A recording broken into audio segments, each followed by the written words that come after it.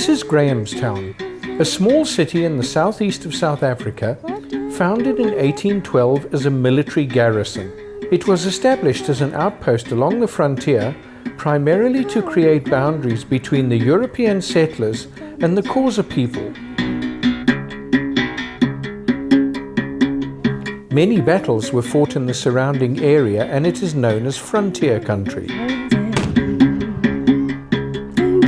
With the passing of time, it became a focal point of local trade, and many of the 1820 English settlers, who had anticipated becoming farmers, congregated in the area and became traders and artisans.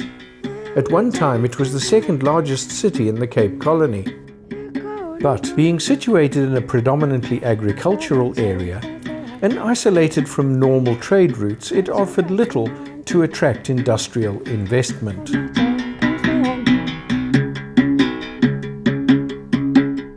Developing countries need education, and Grahamstown became recognized as a center of educational excellence.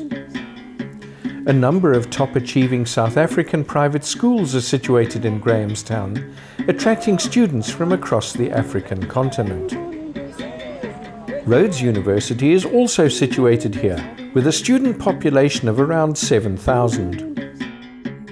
Grahamstown is also the home of the National Arts Festival. It is the third largest arts festival in the world. This annual festival attracts interest from both local and international visitors. But the situation in the Eastern Cape province in general is dire. We have approximately 68% of the population unemployed. Although we are 17 years into democracy, the circumstance of the majority of black residents has not significantly improved. Despite providing government-subsidized housing and municipal utilities, the very evident separation of the haves and have-nots is a cause for concern. Adding to the problem, medical issues such as TB and HIV/AIDS have not been addressed with vigor, and although Grahamstown has a number of top-achieving private schools, the education situation in other areas is less than ideal. The township schools have a poor graduation record, so it is hard for youngsters to escape the poverty trap. There are many reasons for this. Teachers with inadequate training, governmental education policy errors, a poorly managed schooling system where there are often as many as 60 children in a classroom.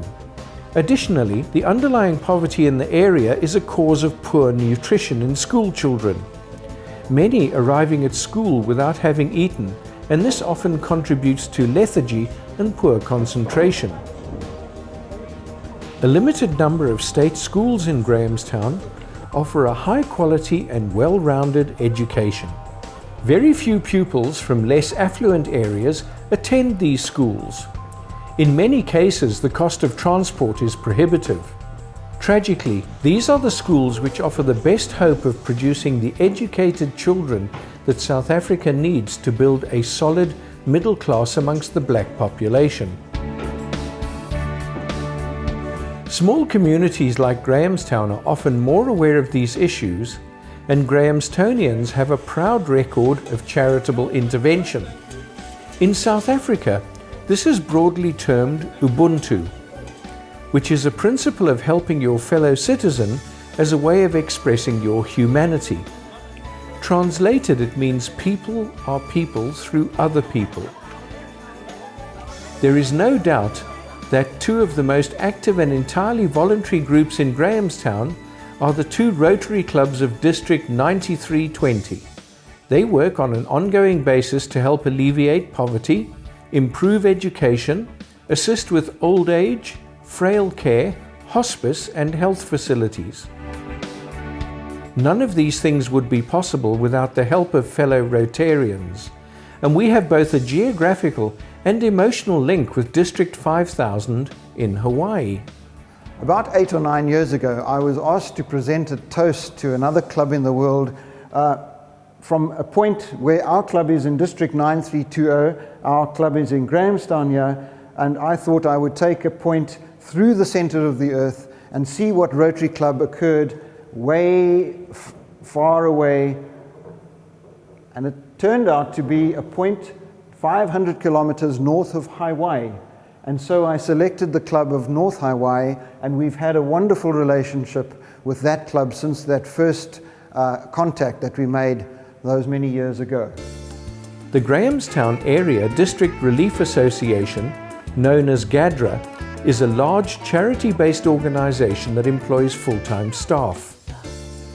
Its main thrust is on improving literacy in both adults and children.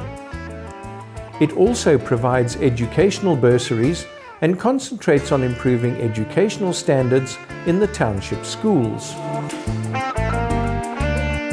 Old age homes and frail care facilities need urgent help because the government has withdrawn all financial support for them. Rotary has equipped a palliative care unit at the local state hospital. This project was funded by the Rotarians with help from clubs in District 50/50 in Canada and America. It has 10 single wards and a children's ward for 8 children. In the future, it is hoped to set up a palliative care training facility and an oncology subunit. Rotary and the Society of St. John have established a project that subsidizes the cost of spectacles for elderly indigent persons and for needy school children, nearly all of whom are black. Although they get partial government funding, some high-quality state schools struggle to provide an appropriate level of teaching for the 21st century, a situation where Rotary has stepped in and provided appropriate facilities. 2 schools have received computer laboratories. Each has about 50 screens. School desks have been supplied to another. Textbooks, library books, copiers, and other support equipment have been placed in several township schools. Without Bill, his fellow District 5000 members and others, none of these essential projects would have been possible. Aloha to the Rotarians of District 5000 from Grahamstown on the Eastern Cape of South Africa. I am Bill Cliff, Foundation Chair of the Rotary Club of Konamauka and Assistant District Governor for the Rotary Clubs of West Hawaii Island. I am certain that you all recall from Governor Laurie's club visits the gentle challenge of not when did you join Rotary, but when did you become a Rotarian? Gabriella and I first visited Grahamstown in 2007. We toured 11 facilities, each the beneficiaries of the generosity of Rotarians around the world, and most with help from clubs from District 5000. I don't think it's possible to visit facility after facility proudly displaying commemorative plaques, thanking Rotarians for their generosity without emotion. Gabriella and I saw wheelchairs, walkers, and yes, even portable commodes with Rotary stickers attached. If I didn't become a Rotarian on that first visit, the 8 facilities we inspected these past 2 days sealed the deal. We have been privileged to experience the sincere gratitude to the Rotary Clubs of Hawaii over and over again. Mahalo nui loa to you all. During our club visits, Governor Laurie clearly articulated the many challenges facing Rotary, especially growing humanitarian needs contrasted with diminishing financial resources. I can assure all the clubs of District 5000 that have reached out to humanity in Grahamstown that your host club here pays extraordinary attention to detail. This includes, but is not limited to, training of and even financial participation by the grant recipients. This is where appropriate. I know that they extract the maximum value possible from every precious dollar you have so generously provided. Mahalo and aloha from Grahamstown, South Africa. Words cannot express sufficiently how grateful we are as the Grahamstown Rotary Clubs and beneficiaries of these projects. There is no doubt that the spirit of Ubuntu links us not only with Bill Cliff, but also with his club and everyone who has supported us in District 5000.